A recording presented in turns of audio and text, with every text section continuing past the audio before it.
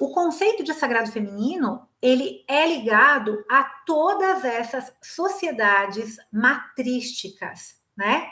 Que tinham esses ritos em honra aos ancestrais, em honra ao masculino e o feminino.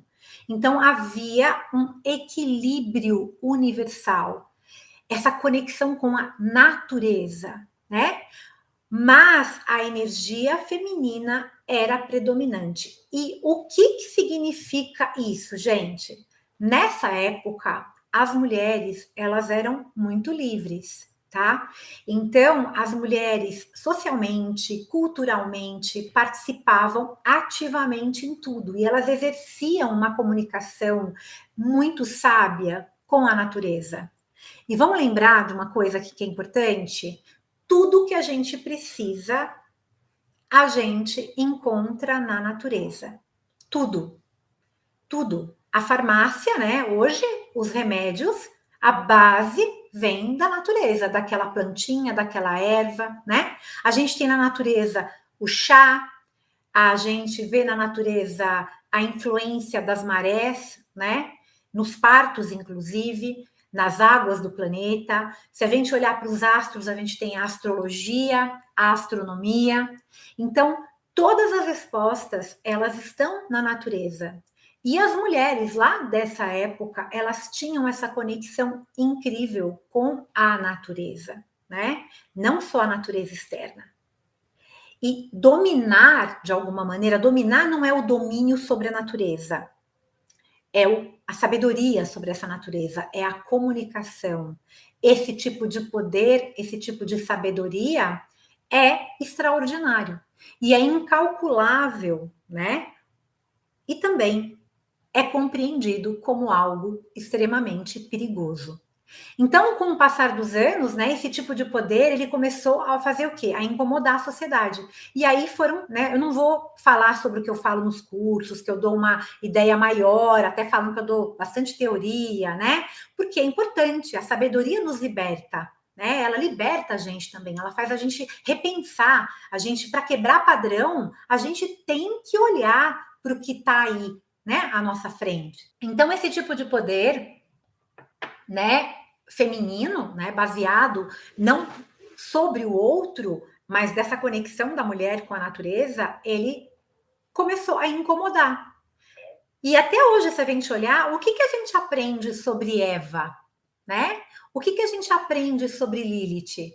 O que a gente aprende sobre confiar em mulheres? Tudo bem, a gente está aqui no Instagram, a gente está aqui no YouTube, de uma mulher que trabalha há 25 anos com mulheres e que já passou por inúmeras situações e que o seu público, na maioria, são mulheres que trabalham com mulheres. Então, aqui, nesse contexto, é muito mais leve fazer essa live. Mas não significa que todas as mulheres que fazem parte do meu trabalho e que vêm para o meu consultório, as minhas mentorandas, são mulheres que confiam em outras mulheres. Elas estão desmistificando isso e tentando compreender o porquê não se confia, né? Por que as mulheres não são confiáveis? Por que as mulheres não se apoiam, né? É importante a gente parar para pensar um pouquinho nisso.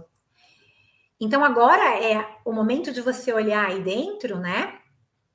E sem julgamento, por favor, porque a questão aqui não é essa, porque eu olho aqui dentro, quantas vezes você já falou mal de outra mulher ou escutou alguém da sua família, do sexo feminino, falando mal de outra mulher? Quantas vezes você teve medo de outra mulher ser melhor que você? Né? Quantas vezes a gente aqui na rede social vai lá e se compara, né? Então a gente está começando o nosso trabalho, a gente está com nossa live com 40, 50 pessoas, 1.500, e a gente vai lá na live da pessoa, a gente não vai lá para ver o trabalho da pessoa que está, né, que já conquistou um público maior, que está fazendo um trabalho grande também, para ir lá e a gente se sente, ou a gente julga alguma coisa, a gente encontra alguma coisa para dizer que é ruim, ou o que a gente faz? a gente se compara, se sente pequenininha, bem pequenininha, e a gente acha que a gente não serve mais para aquilo. Aí aquela hipótese que a gente tinha, nossa, mas não é possível que o mundo seja só isso, e aqueles milhares de sonhos que a gente tinha, a gente tem vergonha de colocar no mundo, né? Quantas vezes você julgou uma mulher pela roupa que ela está usando, pela fala dela? Quantas vezes você ou alguém perto de você, quando vê uma mulher, né, vestida com shorts ou com uma mini saia, falou, aquela ali é uma puta? Quantas vezes, né? Uma sem vergonha, né, uma desclassificada, é por isso que é estuprada? Gente, isso no Rio de Janeiro, eu tenho pacientes de lá, se escuta o tempo todo, né? Quantas vezes a gente escuta falar que tem uma mulher para casar e que tem uma mulher que é a mulher de rua, que é para passar tempo? Quantas vezes você já teve medo de não ser vista, de não ser reconhecida? Quantas vezes você já teve medo, né, de ser inconveniente? Porque as regras para as mulheres na nossa sociedade são diferentes das regras para os homens. E eu não estou dizendo que é bom para os homens isso também. As mulheres na nossa sociedade hoje, elas ainda não são confiáveis. Não são confiáveis. Você nunca escutou isso de uma outra mulher? Olha, não confia. Eu tive uma paciente há uns 2 meses atrás que trabalha com mulheres, que é uma querida, que ela chegou numa sessão de terapia, ela começou a namorar e ela soltou uma pérola. Ela disse assim: aí eu não vou comentar com ninguém que eu tô namorando das minhas amigas, porque você sabe, né? Isso pode dar errado. E aí eu devolvi para ela: que crença tá por trás disso? Qual é a crença? Você acredita mesmo nisso? Ou você aprendeu a acreditar nisso? Uma mulher assim, inteligentérrima, que faz um trabalho lindo com mulheres, trouxe isso, essa pérola. Eu julgo essa mulher? Não. Aqui é uma oportunidade da gente perceber que é sistêmico esse julgamento.